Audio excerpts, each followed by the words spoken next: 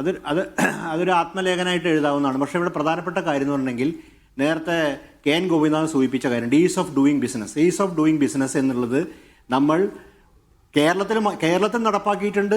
ഇന്ന് നമ്മൾ ഈ നവ ഉദാഹരണത്തിന്റെ ഭാഗമായിട്ട് ഇന്ത്യയിൽ നടപ്പാക്കിയാണ്. ഈ ഈസ് ഓഫ് ഡൂയിങ് ബിസിനസിന്റെ ഭാഗമായിട്ടാണ് നമ്മൾ ഇൻവെസ്റ്റ്മെന്റ് ഫ്രണ്ട്ലി ക്ലൈമറ്റ് എന്ന പേരിൽ പലപ്പോഴും ലേബർ കോഡ് ഇവിടെ പ്രായോഗികമായി നടപ്പാക്കിയില്ലെങ്കിൽ കൂടി ഈ ഒരു നിലയിൽ കുറച്ചു കാലമായി പോയിക്കൊണ്ടിരിക്കുന്നത്. നമ്മൾ കഴിഞ്ഞ ഇടതുപക്ഷ ഗവൺമെന്റ് വിമർശിക്കുക, ഇടതുപക്ഷ ഗവൺമെന്റ് കാര്യക്ഷമ ഇടപെടലുണ്ടായിട്ടുണ്ട്. ഉദാഹരണം പറയാം, മാസ് ലേ ഓഫ് എന്നുള്ളൊരു ലോക യാഥാർത്ഥ്യമാണ്. ആ മാസ് ലേ ഓഫ് കേരളത്തിൽ മുമ്പുണ്ടായിട്ടുണ്ട്, അത് കാണാതിരിക്കേണ്ട. ബൈജൂസ് കേരളത്തിൽ അത് ഓൾ ഇന്ത്യയിൽ 2500 വരെ പിരിച്ചിട്ടപ്പോൾ തിരുവനന്തപുരത്ത് 170 വരെ പിരിച്ചുവിട്ടു. അന്ന് ലേബർ മിനിസ്റ്ററായ ശിവൻകുട്ടി ഇടപെട്ടിരുന്നു എന്നുള്ള വസ്തുതയാണ്. പക്ഷേ പിന്നെന്തുണ്ടായി? ആ ബൈജൂസ് പൂട്ടിപ്പോവാനാണ് ചെയ്തത്, അവർ പിരിച്ചുവിടപ്പെട്ടന്നെ ചെയ്തത്. അപ്പോൾ അതിനൊന്നും തടയാൻ പറ്റിയിട്ടില്ല എന്നുള്ള യാഥാർത്ഥ്യം നമ്മുടെ മുമ്പിലുണ്ട്. കാര്യം ബൈജൂസ് നമുക്ക് അറിയില്ല, ബൈജു രവീന്ദ്രൻ ഒന്നാം പിണറായി സർക്കാരിലെ ഒരു കൺസൾട്ടന്റ് മറ്റായിരുന്നു എനിക്ക് തോന്നുന്നത് കാര്യത്തിൽ. അപ്പോൾ ഈ ഒരു യാഥാർത്ഥ്യം നമ്മുടെ മുമ്പിലുണ്ട്. ഇതിനെ എങ്ങനെ പ്രതിരോധിക്കാൻ പറ്റുമെന്നുള്ളതാണ് നമ്മുടെ ഒരു രാഷ്ട്രീയവും സാമൂഹ്യ പ്രസക്തമായ ചോദ്യം. ആ ചോദ്യത്തിന് മുമ്പിൽ നമ്മൾ രണ്ട് കാര്യങ്ങൾ ഒന്ന് പരിശോധിക്കുന്നു. ഗവൺമെന്റ് ഇന്റർവെൻഷൻ എങ്ങനെയാണ് ഇതുപോലുള്ള IT സെക്ടറിൽ പ്രാവർത്തികമാവുക, ഈ കോർപ്പറേറ്റ് സെക്ടറിൽ പ്രവർത്തിക്കുക. വളരെ ലിമിറ്റഡ് ആയിട്ടുള്ള പവർ തന്നെ സ്റ്റേറ്റ് ഗവൺമെന്റിനുള്ളൂ. ആ ലിമിറ്റഡ് പവറിനകത്ത് എങ്ങനെ പ്രാവർത്തികമായിട്ട് ഇവർക്ക് ഒരു മിനിമം സുരക്ഷിതത്വം കൊടുക്കാൻ പറ്റും.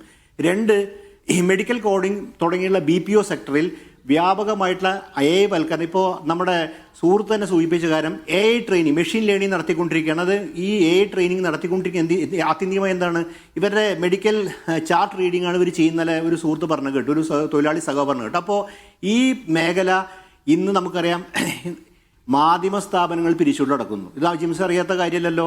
അപ്പോൾ ഈ മാസ് ലേ ഓഫിന്റെ പല ഘട്ടങ്ങൾ പല രൂപത്തിലുണ്ട്. ഇവിടെ നമുക്ക് ഷോക്കായത് എന്തുകൊണ്ടാണെന്ന് വെച്ചിട്ടുണ്ടെങ്കിൽ 800 പേരെ ഒരുമിച്ചൊരു ദിവസം പിരിച്ചുവിട്ട് 2.5 മാസം ശമ്പളം കൊടുത്തു. ഈ 2.5 മാസം ശമ്പളം കൊടുത്തു എന്നുള്ളതിന് വലിയ കാര്യമായിട്ട് ചിലപ്പോൾ അവർ കാണുന്നുണ്ടാവും.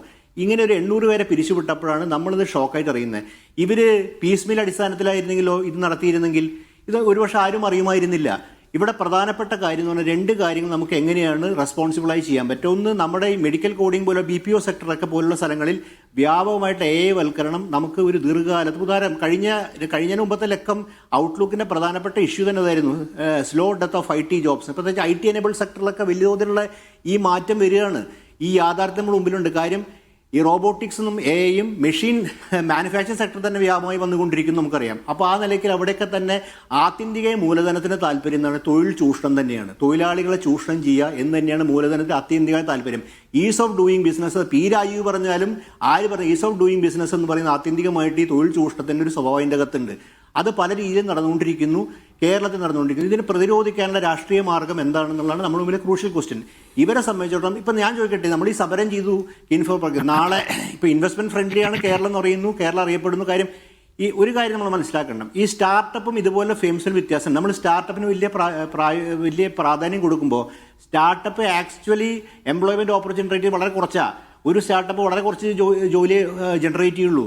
പക്ഷേ ഇതുപോലുള്ള BPO സെക്ടേഴ്സൊക്കെ വ്യാപകമായി ഒരേ സമയം ഒരുപാട് ജോലി ചെയ്ത് നേരത്തെ സൂചിപ്പിച്ചാൽ നല്ല ശമ്പളം തുടക്കത്തിൽ കൊടുക്കുന്നു. അപ്പോൾ ഇവിടെ പ്രധാനപ്പെട്ട കാര്യം ഇവർക്ക് റീസണബിൾ ആയിട്ട് ഇവർക്ക് ഒരു കോമ്പൻസേഷൻ വഴി പിരിച്ചുവിടാൻ പറ്റുമോ എന്നുള്ള കാര്യങ്ങൾ, ഇവർക്ക് മാറി പറ്റുമോ എന്നുള്ള തുടങ്ങിയ ഗൗരവമായിട്ടുള്ള വിഷയങ്ങൾ മാത്രമാണ് ഇതിൻ്റെ അകത്ത് സാധ്യത. കാര്യം നാളെ ഇത് മറ്റ് നിയമങ്ങൾ ഉപയോഗിച്ചുകൊണ്ട് തന്നെ, നിലവിലുള്ള നിയമങ്ങൾ ഉപയോഗിച്ചുകൊണ്ട് തന്നെ ഈ സ്ഥാപനം പൂട്ടിപ്പോയി എന്ത് ചെയ്യും? അവർ വേണ്ട തീരുമാനിച്ചാൽ ഈ തൊഴിലാളികൾ എവിടെ എന്ത് ചെയ്യും?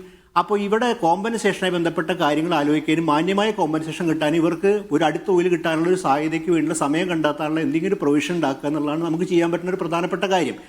ഒപ്പം ഈ AI വൽക്കരണം എന്നുള്ളത് നമ്മൾ നിസ്സാരമായി കാണണ്ട. BPO സെക്ടറിൽ വ്യാപകമാണ്. BPO സെക്ടറിൽ ഒരുപാട്, നിങ്ങളിപ്പോൾ ഈ എഡ്യൂക്കേഷൻ ടെക്നോളജി ബന്ധപ്പെട്ട കാര്യങ്ങൾ എനിക്ക് ഒരൊറ്റ അറിയുന്നത്, എഡ്യൂക്കേഷൻ ടെക്നോളജി BPO സെക്ടറിൽ മുഴുവൻ AI വൽക്കരണം വന്നു കഴിഞ്ഞു. മാധ്യമ സ്ഥാപനത്തിൽ വരുന്ന AI വൽക്കരണം. അപ്പോൾ ഇത് തൊഴിൽ ഇല്ലാതാക്കുക എന്നുള്ള മൂലധനത്തിൻ്റെ അത്യന്തികമായ താല്പര്യം. അപ്പോൾ റെസ്പോൺസിബിൾ AI എന്നൊരു സങ്കല്പത്തിലേക്ക് നമ്മൾ എത്തിയിട്ടില്ല. അത് കേരള സർക്കാർ മാത്രമേ എത്താൻ പറ്റില്ല, അത് ലോകത്ത് തന്നെ എത്തിയിട്ടില്ല.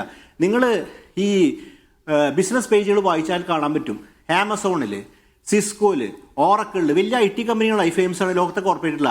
നിങ്ങൾക്ക് മാസ് ലേ ഓഫ് ഒറ്റയടിക്കാണ് 8,000, 3,000, 10,000, 20,000 പേരെയൊക്കെ പിരിച്ചുവിട്ടുകൊണ്ടിരിക്കുന്നത്. അപ്പോൾ ഇതൊക്കെ ഒരു പുതിയ കാലത്തിൻ്റെ ഒരു സംവിധാനം. അപ്പോൾ നമുക്കിത് അംഗീകരിച്ചു കൊടുക്കാൻ പറ്റുമോ? കാരണം നമ്മുടെ സമയത്തും തൊഴിൽ സുരക്ഷയും ജീവിത സുരക്ഷയും പ്രധാനപ്പെട്ട ഒരു കാര്യമായി മുമ്പിൽ നിൽക്കുന്നത്.